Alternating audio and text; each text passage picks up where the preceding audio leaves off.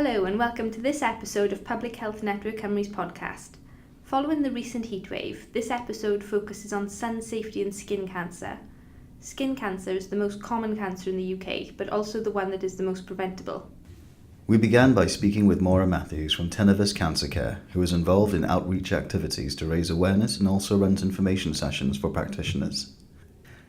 Later in the episode, we speak to Dr. Rachel Abbott, who is on the front line of dealing with the effects of sun-damaged skin in her role as a consultant dermatologist. Every year in the UK, there are 250,000 new cases of non-melanoma skin cancer diagnosed. Skin cancers are either non-melanoma or malignant melanoma. The second type need to be treated as early as possible because they can grow quickly and spread through the body. This afternoon we're in the Tenovus offices in Llynllen speaking to Maura Matthews from the team who does the sun safety awareness. So Maura, if you could give us a bit of an introduction to your role, please. Good afternoon, Helen, and thanks for inviting me to do the podcast. We're keen to get our key messages out there around sun safety, and we relish any opportunity to do that. So thank you for inviting us to do this podcast this afternoon. So my role at Tenovus is to develop health and well-being campaigns to target healthy lifestyles to prevent cancer. 4 out of 10 cancers are preventable, and there's a huge body of research now that's saying that by adopting healthy lifestyles we can really reduce our risk. So it's not just fate whether we get cancer or not. We can make real changes to our lifestyle that will affect our risk.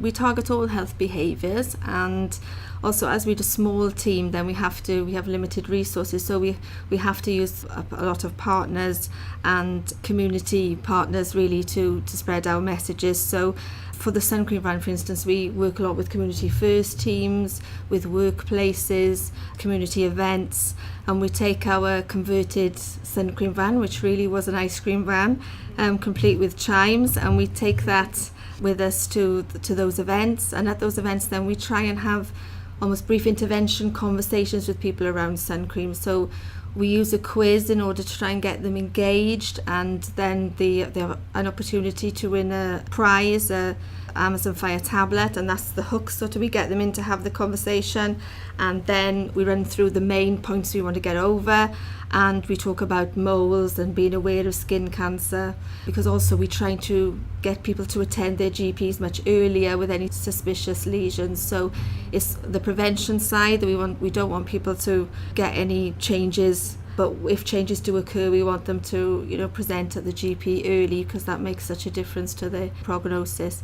So we have that conversation with them. We've got promotional materials, we give out free sun cream, and we just make sure that people have got the key messages around what sun cream to use, what's the difference between UVA, UVB, what the star rating means, and how frequently to apply it, because people don't use enough sun cream. So, and if you're not using enough sun cream, then obviously it lowers the protection and the factor then if they're not using enough. So we're trying to get over the 7 teaspoonfuls message to cover your whole body. So those are the sort of things we discuss with the public when we're out, and it's really well received. People really want to get engaged with the van, especially children. I love the idea of the van. How did it come about? It came about because my Ian Lewis, who used to be the director here at Tenovus Cancer Care, he had the idea at going to festivals, seeing sort of mobile vehicles and things at festivals, thought wouldn't it be great to have a mobile vehicle that we could be actually giving out sun cream from, because people getting burnt at festivals and events. It was a common sight, and it still is. People don't bring their sun cream along with them, and there wasn't anywhere that they could purchase it. So he thought it would be a great idea, and it has, even though we get a lot of disappointed children turning up wanting ice cream because the van has still got all the cones attached and everything, it does draw people's attention, and I think it engages people when we're trying to deliver those messages. Such a unique outreach idea. Yeah, we did hire our van for the first year, but we've been running it for 5 years now, and we actually bought our own van then on 5 years ago, and as I said, we roll it out every summer, and it's a great success. I think last year we saw over 2,500 people at events, So we do manage to cover a lot of events over the summer. So you've mentioned working closely with Communities First teams. Who are some of the other partners that you tend to work closely with, or what informs that? At the moment we're doing a lot of schools because we've made links with the Healthy Schools teams. So we go into schools and deliver school assemblies, we do class presentations, we try and link that to the national curriculum so that the school is able to, get the children get some active learning from it. So it's just a really interactive resource, so we're not just telling them why they need to put sun cream on, we're telling them the science behind it, where the sun is, why we need to be out of the sun at 12 o'clock. We've got Gillian Clark, who used to be the national poet of Wales, to write a poem for us, so the children get to write their own poem, and they also do a bit of maths as well. They work out angles and shadows and things like that, so they understand the health messages behind it through their learning or through the learning through those subjects. So we do a lot in primary schools, so those are a big partner for us, and we work closely with the Healthy Schools coordinators to do that. And we've, as I said, workplace events, we go to local sort of community events. We also go to places where we know there's going to be a big footfall. So the large events, we've just had a really successful weekend at the National Air Show in Swansea. We'll go to the Big Cheese, we'll go to the Big Bite, we'll go to Cardiff Pride, and all those sort of areas where we know there's going to be a lot of children attending over the summer. So we're partnering with Cardiff Ranch this year, up at Caerphilly there. We're also going to the Cardiff Beach, they're a charity partner of us, so we'll be down the Cardiff Beach in area in Cardiff Bay. We're also going to the Whitewater Rafting Centre. So a variety of outdoor settings really, as well as supporting our community events. So if we've got a community event that's a fundraising event, then we'll support that as well. So it could be a little golf club somewhere, it could be, as I said, a large national event, so it really depends. Sounds like a fun summer for your team. You mentioned about working with schools and children. Do you think there might be any changes needed in the future to provision for, I'm thinking more so for schools because of climate change and potentially if the sun is stronger in future? Yeah, I think the problem in Wales is that the sun doesn't shine all the time, and as demonstrated, you can have one day when it's tipping down with rain and the next day we're hitting the sort of high 20s in the summer. So our weather is very variable, so people are not prepared. And I think if we knew it was going to be wall-to-wall sunshine for the summer, people would be better educated about it. But I think we do need a national coordinated programme when it comes to sun safety. We have lots of different charities doing isolated pieces of work, and I think it needs to come together and should be a much more coordinated campaign. I think it would be nice to have a national strategy like they have in Northern Ireland, and also to have input from all the the statutory sector and the voluntary sector working together.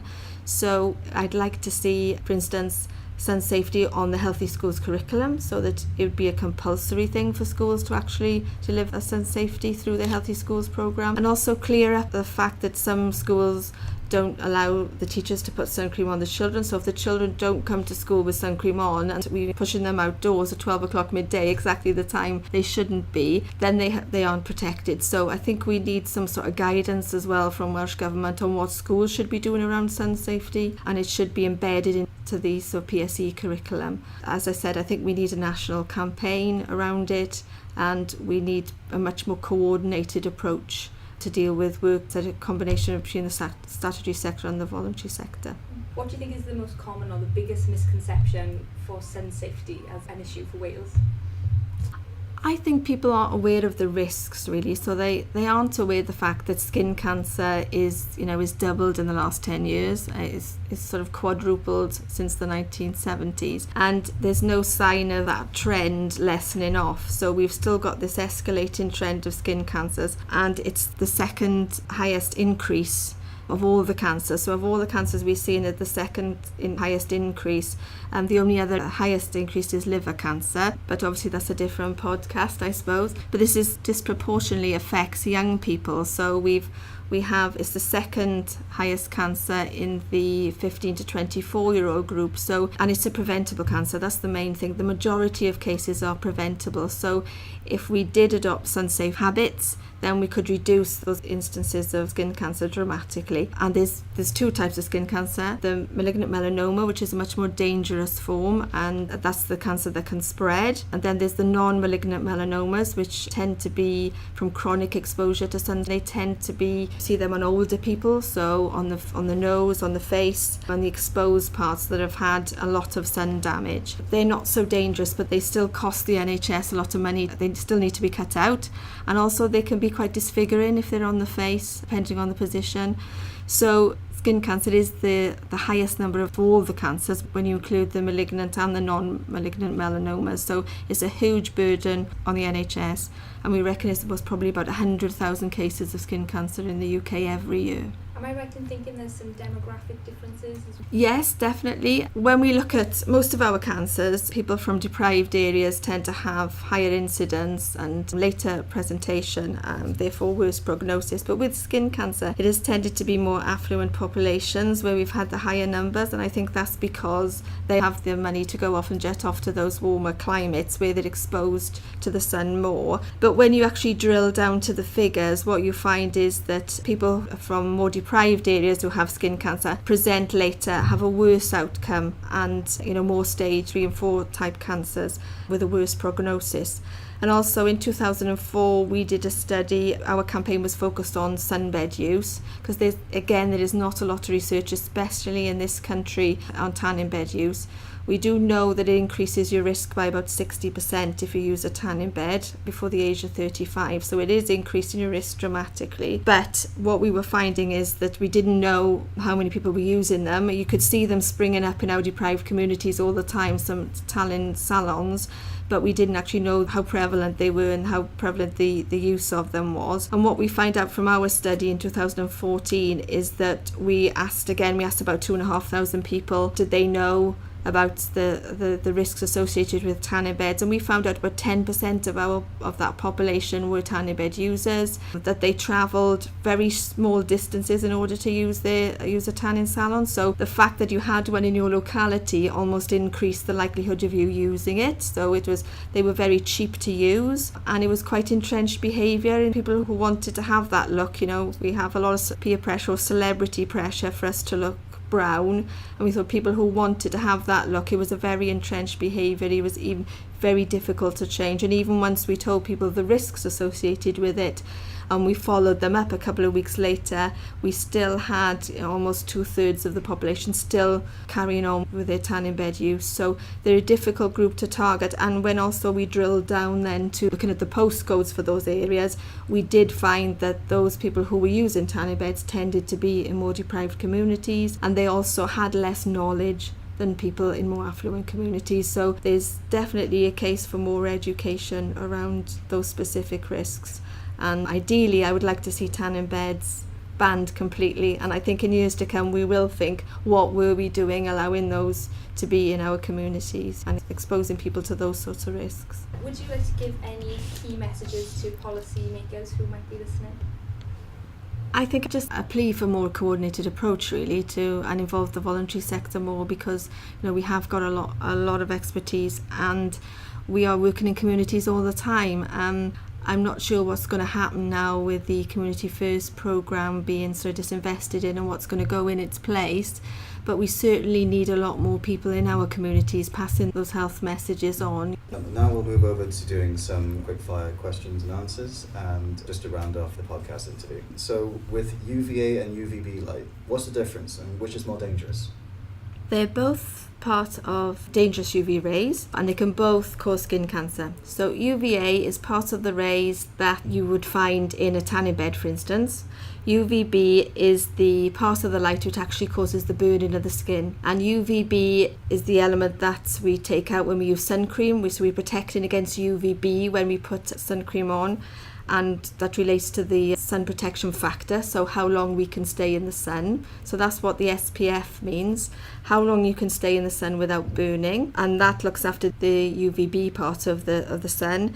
And the star rating on the sun cream bottle then screens out the UVA part of the dangerous rays. So you need basically an SPF of 30 of above, and you need 4 or more stars when you look at the star rating to have a broad spectrum sun cream that's going to screen out the UVA and the UVB. Does using sunbeds for a base tan actually help you to tan with less risk of burning when you go on holiday? No, that's a huge myth. So there's no way of preparing your skin. If your skin changes colour and it goes brown, it's a sign of sun damage. And it's your body's attempt at protecting itself. So when we go brown, we activate the cells in our skin, the melanocytes, which produce the melanin, which aims to protect our skin. But that only gives us a sun protection factor of equivalent of about 4. So it's, even though the body's trying to protect ourselves, it's not good enough. Obviously, the more fair-skinned you are, lighter colour eyes, then the more freckles you have, the more at risk you are. But you should always, even if you don't burn, a lot of people say, I don't burn anyway, so why should I put sun cream on? Even if you're not burning, just exposing yourself is putting yourself at risk. So even people with darker skins still need to use sun cream. And there's no way of preparing your skin really. You either expose your skin or you don't. And by turning brown, you've shown that your skin is trying to protect itself and you're already damaging the skin. So there's no such term as healthy glow really. It should be the unhealthy glow. Yeah. What do you think is the best way we should go about changing the public's attitudes towards a tan being a sign of healthiness? Yeah, I think we have a lot of celebrities out there which are sending the wrong messages. You know, the fact that people are constantly brown, it's not healthy to be like that, and we should be challenging those celebrity images, especially with young people. And I think approaching perhaps young people in a different way, so it's not only about, if they don't think of the health reasons, think about the things that it's doing to their skin. It's going to cause them to have wrinkles, it's going to cause them to age much more prematurely. And I think we would like to introduce initiatives where show people already the damage they've done, doing UV photographs and things like that to show that they're already damaged their skin, and to see the damage underneath the tan really. The thing is, that doesn't change people's attitude. We've got to try and think of something that's going to be a bit more of an intervention. So at least having the conversation. What we've been doing is following them up after the summer then and saying, can you remember our conversation? Can you remember, we asked them to say an intention. So after they've gone through the quiz sheet, if they come out and they're not using the right factor or they don't know what the star rating is or whatever, we say to them, right, are you going to do anything differently as a result of the conversation? They say what they're going to do differently. I'll give you the quiz sheet now. And then we get their consent to follow them up. So we follow them up after the summer and say, you said to us you were going to go for a higher factor. Did you manage to go for a higher factor in the end? And then they'll tell us, I know it's all self-reported data, but it's about the best we can get evaluating a campaign. And I think, you know, we are finding year on people are getting better at knowing what factor to use, but it's just having some sort of way of evaluating the intervention and having more of a, as I said, like almost a brief intervention conversation with people, rather than just giving them some sachets or just telling them that they should be doing these. And that's what we're trying to do with the schools as well, get the kids to learn the science behind it so that they know why they're doing it. They're not just told something that they need to do. There has been various studies where people have got a UV photograph, shown the damage they've already done a quick sort of education session and then followed them up. We need a proper robust study really, but I would love to do that with an academic partner in Wales and to test it against a control group, do it properly, to see people who just had the education without the photograph. Just to finish off, Maura, could you tell us where practitioners can get further information if they're interested? Yes, they can contact me and on email. I'm maura.matthews@tenovuscancercare.org.uk, or you could contact health@tenovuscancercare.org, or if you want to have a look on our website, there's information on there and contact details on there as well. If anybody's interested in working with us, we're very open to partnership work, and we'd love, the more people we have on board to spread these messages, it would be great. So please, if you're interested in sun safety and cancer prevention, please get in touch. Following our chat with Maura, we met with Dr. Rachel Abbott, consultant dermatologist and skin ambassador. That's spelled SKCIN. Rachel explained what happens once a patient with a suspicious mole is referred to a dermatologist. My name is Rachel Abbott. I'm a dermatology consultant in Cardiff and Vale University Health Board. I'm also a skin cancer lead, and I'm also an ambassador for Skin, which is a charity that raises awareness of skin cancer and also tries to promote the prevention of skin cancer. And could you tell us a little about the trends in skin cancer rates, particularly in Wales? Yes, unfortunately we only collect data on melanoma, which is only one type of skin cancer, unfortunately one of the rarer types of skin cancer. But we know that melanoma has more than doubled in people over the last 20 years, and it's actually almost trebled in men in particular. And in Wales we know that in 2014 149 people died from melanoma. So we have an epidemic of skin cancer in the UK, and Wales actually has the highest crude rates of skin cancer in the UK. And working on the front line, I see this on a daily basis. Frustratingly, it's estimated that nearly 90% of skin cancers are entirely preventable as they're due to overexposure to the sun. My main source of information is Cancer Research UK. However, for Wales specific data, I do get information from the Welsh Cancer Intelligence and Surveillance Unit, and we're keen to work with them to try and improve the accuracy of our data on skin cancer collection, because at the moment they only report on melanoma because it's not thought that the data on other skin cancers is reliable enough. And what's a typical patient journey? How would somebody have come to be in your office? Often they've noticed that there's a new lump or possibly a sore that hasn't healed, or maybe a mole that has changed. Sometimes a family member or friend has pointed out that there's something on their back, particularly because we can't see our own backs, that looks a bit strange. Sometimes they've been to see their GP about something and the GP has been concerned about something that the patient wasn't aware of. So each patient tends to have a different journey. We see a variety of ages, from people in their 20s through to, have some sprightly patients who are around the 100 mark. They often have fair skin types, so not only sort of the typical redheads with freckles, but also people that go red before they tan, and therefore may be unaware that they're at risk of skin cancer. Often they've had a lot of sun exposure in the past, either through sunny holidays, possibly through sunbeds, and so they often have an inkling that they may have a skin cancer. So I'll see them and I give a clinical assessment of what I think it might be, and then we'll arrange a biopsy if necessary. And then once we have the results, we'll obviously discuss that with them. And what are the most common parts of the body for skin cancer to occur? The majority of skin cancers occur on the head and neck. And unfortunately, for the commonest type of skin cancer, which is basal cell cancer, this occurs on the nose, which is obviously quite a cosmetically sensitive area. So although people think of these basal cell cancers as not being particularly important, it's not very pleasant to have surgery on your face, and often the surgery, much as we try to give a good cosmetic outcome, can be disfiguring. What are patients' typical attitudes about sun safety when they find out that they've got this condition, if they are diagnosed? Often people have a sort of, I didn't realise what I was doing when I was younger because the sun safety messages weren't there. There are some people who still aren't aware of the sun safety messages, and so obviously I need to speak to them and explain about the risks of too much sun and how they can protect themselves and reduce their risk of skin cancer in the future. There are some people who still wish to tan despite having skin cancer and just see it as a trade-off for their pursuit of a tan. You mentioned that rates in men are higher than women. Do you notice other demographic differences? It's very difficult to demonstrate because we only have data for melanoma. I can't give you accurate data about the other skin cancers because it's just not collected. We do know for melanoma that we see it more in people who are from the higher socioeconomic classes, and we think that's historically because they've been able to afford to travel abroad and get intense sun exposure a few times a year, and we know that risk of sunburn increases your risk of melanoma, whereas other skin cancers can be due to cumulative effects rather than intense exposure. And what would you say to people who've got the attitude of, I go red, but then it develops into a tan, so it's fine? I'd say there's no such thing as a self-tan. We should learn to respect our skin and learn to love the colour of our skin. We shouldn't try and change it. I always say to people that actually the most beautiful and most sun-protected skin in our body is actually our bottoms. And if you want to know the colour of your skin should be, then you can always check there just to see what you should be aiming for. Could you tell us a bit about how you became involved as a skin ambassador? Yes, so it's one of my colleagues, Sharon Halley, who's a skin cancer nurse with me in Cardiff and Vale and is also passionate about skin cancer prevention. So she was already working with the charity trying to raise awareness of skin cancer prevention and education through their Sun Safe Schools scheme.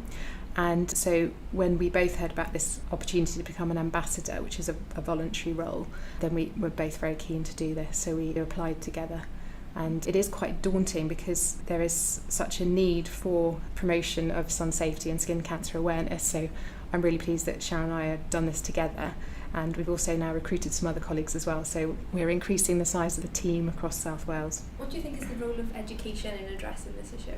I think education is really important. Unfortunately, there is a bit of a dearth of information about how best to approach skin cancer prevention in an evidence-based manner. There is a Cochrane review which is ongoing at present, but unfortunately results aren't available yet. I'd be very keen to do some further research in this area, but for the moment I think just raising awareness and educating children from a young age, because we get the majority of our sun exposure as children, and so if we can try and educate children about sun safety, then we'll set them in good stead for later life. So what do you think is the most common misconception about skin cancer or sun safety? I think a lot of people think that skin cancer isn't important because the majority of skin cancers are basal cell cancers which don't spread to other parts of the body and don't shorten people's lives. And they also think that skin cancer is easily treatable. However, it is estimated that skin cancer is as common as cancer of all other body sites combined. And so treatment of skin cancers uses a tremendous amount of resources. And obviously in this day and age, we're very focused on trying to reduce the amount of resources we use in healthcare. Also, the majority of skin cancers occur on the head and neck, particularly the nose, and it's not pleasant to undergo surgery in these areas. And although, fortunately, most people with skin cancer don't die of the disease, we know that in 2014, 149 people died of melanoma, which is just one type of skin cancer, and one of the rarer types of skin cancer. What do you think can be done to tackle this misconception? I think working together with Public Health Wales, the Welsh Cancer Intelligence and Surveillance Units and health boards, together with the third sector, using an evidence-based approach on skin cancer prevention. So it's about raising awareness of skin cancer and also promoting sun safety. Are there any key messages that you'd like to get across to policymakers, in particular in Wales? I think the key thing is that we currently are experiencing an epidemic of skin cancer. However, the good news is that nearly 90% of this is preventable. I think we've got an opportunity to work together with legislation. For example, in Australia and Brazil, they've actually banned sunbeds. And in some countries, they've got mandatory reporting of skin cancer data. And also with public health to try and improve the accuracy of our data collection, and also to formulate an evidence-based approach to skin cancer prevention. That's great. Thank you, Dr. Abbott. We've included a link to Tenovus' mole checking guide in the description of this episode and would advise for anyone noticing changes to make an appointment with their GP. If you would like to be involved with a future episode of this podcast, please get in touch by emailing publichealth.network@wales.nhs.uk or tweeting us at PH Network Cymru.